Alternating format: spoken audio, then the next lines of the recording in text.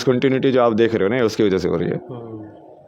मैंने इसलिए पूछा क्योंकि नेताओं का क्या होता है कि वो ये कहते हैं मैं अगर बुलाऊंगा भी, या सेलिब्रिटी की बात करें, अगर मैं किसी को इशारा भी करता हूँ कि ठीक है आ जाओ, तो सिक्योरिटी को अपने बोल के रखते हैं कि नहीं आप आने मत देना, भले ही मैं बुलाऊँ। तो मैं सोच रहा था कि कहीं ऐसा तो नहीं कि महाराज मैं जी तो अकेला रहता हूँ ना, मैं तो यार नोबडी की तरह रहता हूँ अभी भी, बिल्कुल सिंपल लाइक यहाँ पे बोलोगे यहाँ पे सो जाएगा, अपने तो कोई दिक्कत नहीं है। अभी आपके संत समाज में किस तरह की चर्चा होती है और किस तरह की बात होती है, किस तरह का नेम फेम मिला यहाँ पे, क्या क्या चीज़ें वायरल होने के पहले और बाद में, क्या कुछ सम्मान उम्मान बढ़ा आपका या नहीं, वायरल होने के पहले वो सम्मान बढ़ा, बट वो सम्मान बढ़ा वो सिर्फ पॉपुलैरिटी वाला। अभी तक इन लोगों को ये रियलाइज़ नहीं हुआ कि मैं कौन हूँ, होगा धीरे धीरे, अब सब लोगों को भी रियलाइज़ होगा। जितने मैंने आपके इंटरव्यू सुने हैं, तमाम लोग तो कमेंट में ये भी लिख रहे हैं, और शायद पागल भी कुछ लोग बोलते हैं, लेकिन मुझे लगता है कि इंटेलिजेंस के आप उस सीमा को पार कर गए हैं जहाँ से शायद आपको कोई नहीं समझ सकता, एक आम जनमानस जो है उसके बस से बाहर हैं आप। नहीं, वो तो हमेशा से ही था पहले भी, इसीलिए तो ये पाथ थोड़ा सा लोनली था। भगवान बनना वो तो है यार, मतलब क्योंकि तुमको सब कुछ मरना पड़ेगा पूरी तरीके से, वो पॉसिबल है, मतलब इसमें फिर तुम संसार में तुमको सब कुछ दिखेगा, तो फिर तुम माया कैसे खेलोगे, like you have all clarity. तो वो गेम खेलना फिर भी सीरियसली सबसे ज़्यादा मुश्किल है एक्टिंग करना। एटलीस्ट तुमको नहीं पता है, आँखें बंद कर लो तो मतलब समझ रहे हो, तो एक्टिंग करना ईजी है कि हाँ, तो उसमें तो दिक्कत होती है हमेशा ना। तो ठीक है, वो अब तुम धर्म के नाम पे करते हो जो वही है, और फाइनली अब शिव शक्ति चित्रा भी सही है। अब कभी मन उदास होता है? उदास बहुत बार होता है। सब कुछ होता है ना मेरे को। किस बात की उदासी रहती है या चिंता होती है तो किस बात की चिंता होती है? नहीं, चिंता नहीं होती मेरे को। भाव मतलब अलग चीज़ है ना, जैसे भाव तो अपने आप आते रहते हैं एनर्जी के हिसाब से। तो ठीक है, कभी तुम उदास हो, कभी तुम खुश हो, कभी तुम ज़्यादा अलग एनर्जी में हो, कभी अलग एनर्जी में हो, बट चिंता क्यों करनी है उसकी? ठीक है, उस एनर्जी के साथ घूमते रहो, वही हो तुम। ज़्यादातर भाव कैसे आते हैं? वो तो आप लोग देखो इंटरव्यू में, आप उसका मैच करके देखो, ज़्यादातर किस भाव में रहा है, काली माँ के भाव में रहा है, इंटरव्यू में मुस्कुराते रहते हैं, तो वो कृष्णा वाले भाव को देखा आपने ज़्यादा। शिव वाले भाव में भी बहुत फर्क है। जैसे किस तरह का फ़र्क आप देखते हैं? नहीं, एक एक्सप्रेशन बेस्ड है, मतलब कि तुम कुछ भी किसी भी चीज़ से मत डरो, तुम ही भगवान हो। सृष्टि को कैसे देखते हैं? वही है ना सृष्टि मतलब कि मेरे अलावा जो भी कुछ है वो सृष्टि है। बहुत लोग ये कहते हैं कि खुद के अंदर भगवान होते हैं, तो अपने अंदर के राम कृष्ण या शिव को आप खोज पाए हैं? राम को खोजना सबसे मुश्किल है। कृष्ण तो साथ में ही थे, शिव भी साथ में ही थे। मुश्किल क्यों है? सत्व बहुत है ना उसके अंदर उसकी कॉन्शियसनेस में सत्व भरा पड़ा है। मतलब कभी झूठ नहीं बोल रहा, उसने ऐसे बोल दिया तो बिल्कुल सीधे साधे, समझ रहे हो, एक आदर्श बालक जो होता है वैसे वाला है ना, पुरुषोत्तम। हाँ, मर्यादा पुरुषोत्तम। बट कृष्णा वैसा नहीं था ना, कृष्णा तो थोड़ा नोटी किड टाइप का नहीं है, मतलब तो उसमें थोड़ा रजस भी है बहुत ज़्यादा। राम में इतना सत्व, आज की दुनिया में उस एनर्जी को चैनल करना बहुत मुश्किल है। उस एनर्जी में रहना तो और भी मुश्किल है। उसी राम की एनर्जी में ऊर्जा में इंटरव्यू दूंगा तो वो चलेगा ही नहीं, क्योंकि वो तो इतना ज़्यादा ऐसे सत्य बोलेगा कि वो मीडिया वाले खा जाएगा उसको कृष्ण चाहिए उसमें। तो कुछ ऐसा जो आप बोलना चाहते हो और आप छिपा लेते हो, या कोई भाव जो आप प्रकट करना चाहते हो? साधना कर रहा हूँ ना मैं अभी शक्ति के लिए, पूरी सृष्टि को एक देखने की साधना, उसी में रमने की साधना। भाव तो यार आप लोग नहीं समझोगे ना भाव को, इसलिए तो मैं साधना कर रहा हूँ, जो समझने वाला कोई। इसीलिए मैं चाहता हूँ कि मैं बिन पूछे ही आप वो जवाब दे दें जो आप कहना चाहते हो। बचा कुछ नहीं है, सबने सब कुछ पूछ लिया है, अब जो बचा होगा वो आप ही जानते हैं। कई बार बोरिंग लगता है सब चीज़ें, एक्टिंग करते करते भी थक जाता हूँ। अरे यार अबे यार रियल दर घुसा दिया भगवान माया में, मतलब ठीक है सबसे यार, ठीक है करना पड़ता है तो मतलब इतने सारे जो मीडिया वाले आ रहे हैं, इनकी वजह से आपकी साधना भंग हो रही है?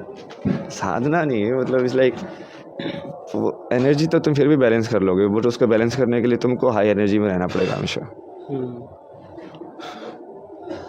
सब कहते हैं कि साधना बहुत कठिन होती है, तपस्या बहुत कठिन होती है, ये थोड़ा सा अगर आप समझाएं, क्योंकि हम गृहस्थ वाले तो यही जानते हैं कि नॉर्मल पूजा पाठ करते हैं, तो वो कठिन कैसे हुआ आप लोगों के लिए? जीना, आप जीते नहीं हो ना शायद उसको, इसलिए आप ऐसे अभी तक शायद ऐसे कर रहे हो कि स्पिरिचुअलिटी अलग चीज़ है और गृहस्थ अलग चीज़ है।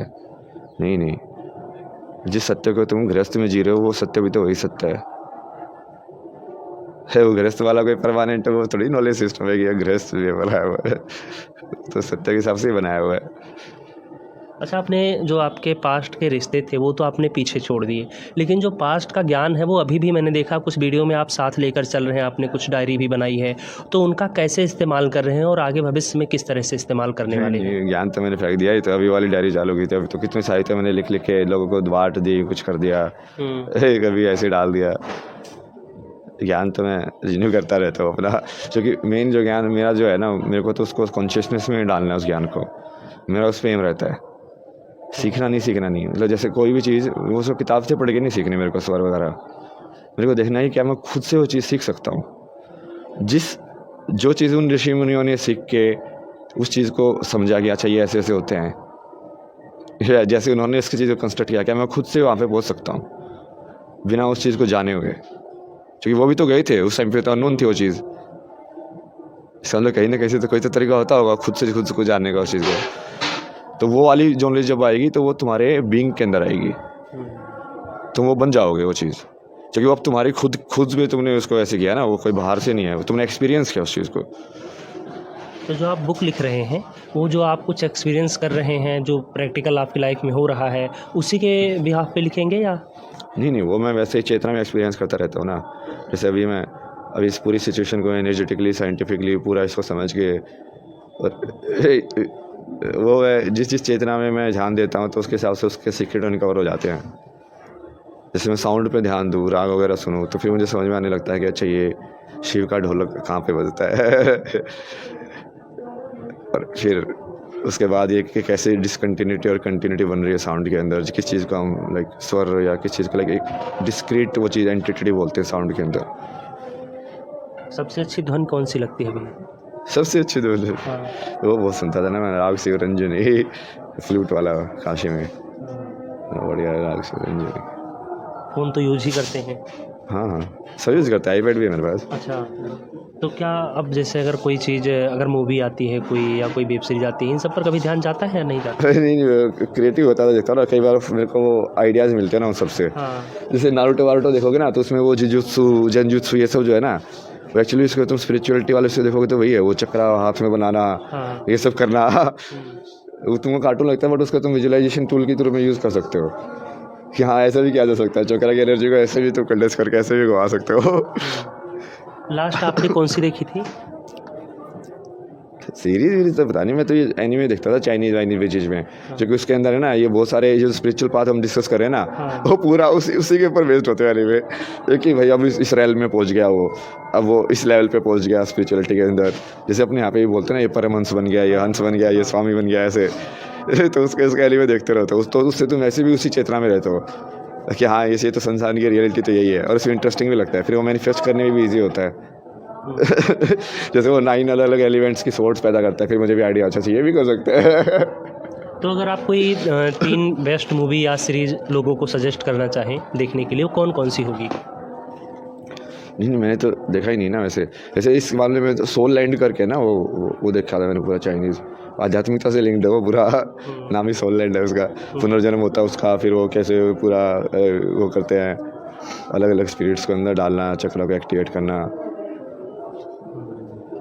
अच्छा, अभी श्रृंगार पर कितना ध्यान रहता है आपका? जैसे होता क्या है कि हम लोग श्रृंगार पर ज़्यादा ध्यान देते हैं, जब आईने के सामने खड़े होते हैं तो अपना चेहरा ठीक करते हैं, लेकिन आप किस तरह इसका ध्यान रखते हैं? जैसे हाथों में आपने रुद्राक्ष वगैरह, कुछ माला तुलसी की और तमाम सारी चीज़ें पहन रखी है, गले में भी सारी चीज़ देवी ध्यान रखती है ना मेरा, तो मैं कभी देखता ही नहीं आईने में। देवी के ऊपर छोड़ देता हूँ। आखिरी सवाल, बहुत सारे आपके फॉलोअर जो हैं वो बढ़ते जा रहे हैं, दिन प्रतिदिन लोग आपको देखना सुनना पसंद कर रहे हैं, उन्हें आप कैसे हैंडल करना चाहेंगे? क्या चाहते हैं कि वो आपको देखना सुनना ऐसे ही जारी रखें या फिर बंद कर दें? जारी रखो, अभी तो बहुत लंबी कहानी चलाएंगे। अब देखते हैं इस लीला को कितना कंटिन्यू कर सकते हैं before we change the script. देखते रहो तब तक। तो डिजिटल मीडिया का और डिजिटल दुनिया का आप सही इस्तेमाल करने वाले हैं आगे? देखते हैं महादेव कैसे बताते हैं सही क्या है, मतलब उसके हिसाब से ना। हाँ।